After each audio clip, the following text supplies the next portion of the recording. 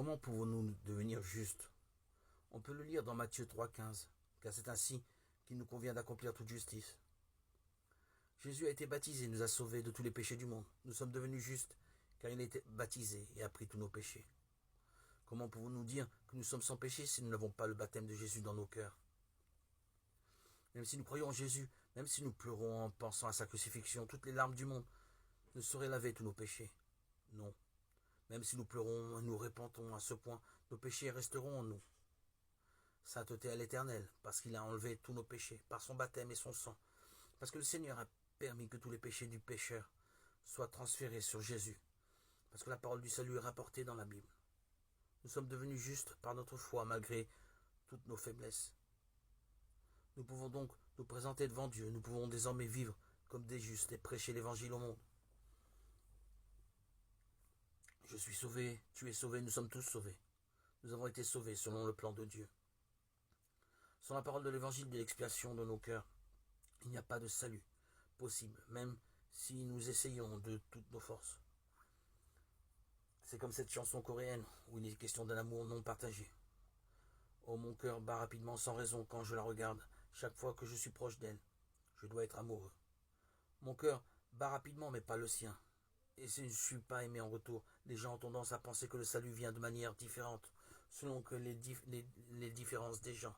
Ils demandent pourquoi est-il venu uniquement par l'évangile du baptême.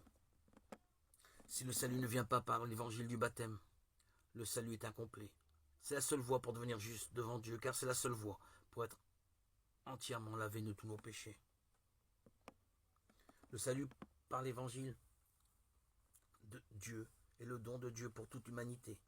Et ce don nous a permis de pénétrer dans le Saint Tabernacle et de vivre dans la paix.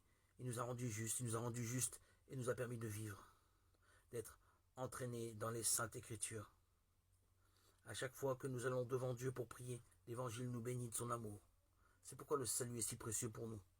Jésus nous dit de construire la maison sur un roc, et ce roc est le baptême de Jésus. Nous devons tous être sauvés, vivre avec le salut, aller au paradis, obtenir la vie éternelle, devenir les enfants de Dieu. Chers amis, grâce à l'évangile, nous pouvons entrer dans le Saint Tabernacle avec foi, grâce au fait que tous nos péchés ont été lavés. Par le baptême de Jésus, au jugement sur la croix, nous avons été sauvés par notre foi en l'évangile du baptême de Jésus. L'expiation abondante pour tous nos péchés, le baptême et le sang de Jésus sont l'évangile qui lave tous nos péchés. Vous y croyez?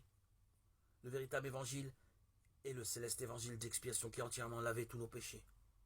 Nous sommes nés de nouveau en croyant à l'évangile.